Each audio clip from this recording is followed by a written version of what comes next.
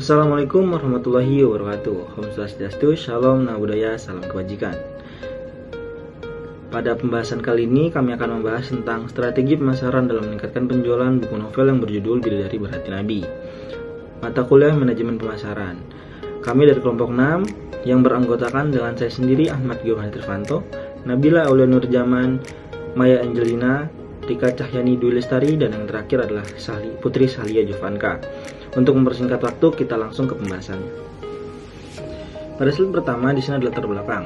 Bisnis perbukuan semakin berkembang seiring dengan meningkatnya minat baca dan kemampuan ekonomi masyarakat Indonesia. Bagi penerbit, industri buku pelajaran masih memiliki prospek yang cerah. Keinginan manusia akan produk barang atau jasa menarik perhatian para pengamat pasar, sehingga mereka menggunakan daya upaya untuk menginformasikan dan yang paling penting membujuk konsumen untuk melakukan pembelian pada produk tersebut.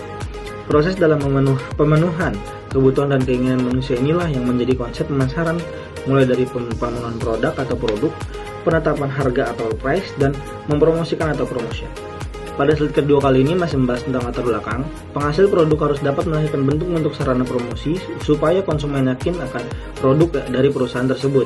Jika konsumen diyakinkan oleh pemasar melalui keunggulan produk dan harus bisa berbaur dengan konsumennya, maka di pihak perusahaan juga harus menambahkan ide-ide promosi. Ide-ide promosi itulah yang nantinya sebagai pelengkap dalam menjaga kepercayaan dan loyalitas konsumen sehingga dapat meningkatkan volume penjualan. Strategi distribusi menjadi salah satu pilihan ide promosi yang efektif pada pemasaran untuk saat ini. Dan untuk slide selanjutnya akan dijelaskan oleh rekan saya.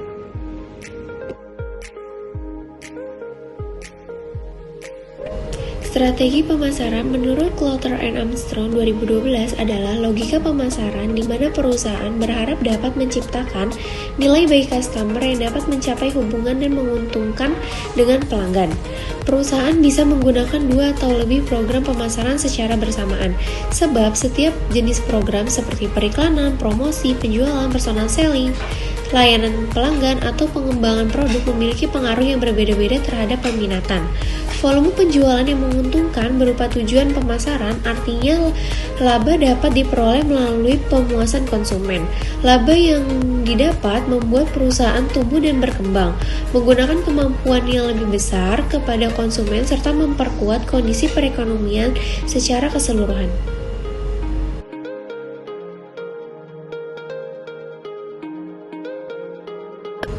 Tahapan penerapan strategi pemasaran. Yang pertama ada segmentasi pasar. Segmentasi pasar adalah tindakan pembagi pasar menjadi kelompok pembeli-pembeli berdasarkan perbedaan, seperti kebutuhan karakteristik atau perilaku yang berbeda, mungkin memerlukan produk atau bauran pemasaran yang terpisah. Yang kedua, penetapan target pasar merupakan proses evaluasi daya tarik masing-masing segmen pasar.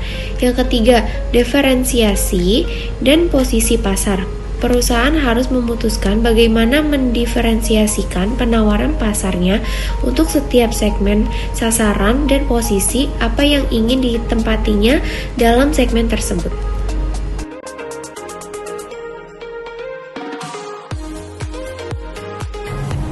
Mengembangkan strategi dan bauran pemasaran.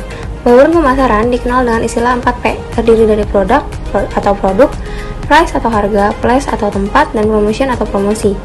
Bauran pemasaran merupakan semua hal yang dapat mempengaruhi permintaan akan produknya. Strategi pemasaran efektif harus dapat memadukan semua elemen bauran pemasaran ke dalam suatu program pemasaran yang dirancang untuk mencapai tujuan pemasaran perusahaan dengan membuat nilai untuk konsumen. Cara meningkatkan penjualan produk. Berikut merupakan cara yang dapat membantu meningkatkan penjualan yang perlu diterapkan dalam bisnis.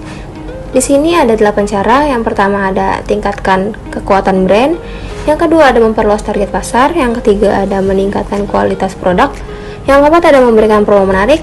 Yang kelima ada membuat pelanggan puas dan bahagia. Yang keenam ada menjaga dan merawat pelanggan setia. Yang keenam ada optimasi media pemasaran. Yang kedelapan ada memberikan garansi produk.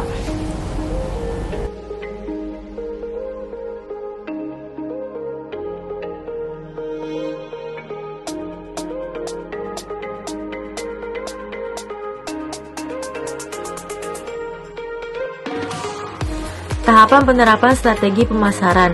Yang pertama yaitu ada segmentasi pasar. Beberapa segmentasi pasar yaitu yang pertama, segmentasi demografis. Buku ini menyasar usia remaja hingga dewasa yang memiliki kemampuan literasi dan hobi membaca yang tinggi. Yang kedua yaitu segmentasi geografis. Dari produk ini menyasar ke masyarakat yang hidup di lingkungan perkotaan maupun pedesaan. Yang ketiga yaitu segmentasi psikografis. Produk ini ditargetkan kepada masyarakat yang menginginkan wawasan baru yang dikemas dalam sebuah buku yang menarik. Selanjutnya yang kedua yaitu penetapan target pasar. Beberapa penetapan target pasar yaitu yang pertama, target pasar yang ditentukan dalam penjualan produk ini terdiri dari remaja kisaran usia 16-20 tahun. Yang kedua yaitu dewasa kisaran usia 21-50 tahun. Yang ketiga yaitu orang-orang dengan minat baca yang tinggi. Yang keempat yaitu orang-orang dengan keinginan menambah luas wawasan. Yang terakhir yang ketiga yaitu ada diferensiasi pasar.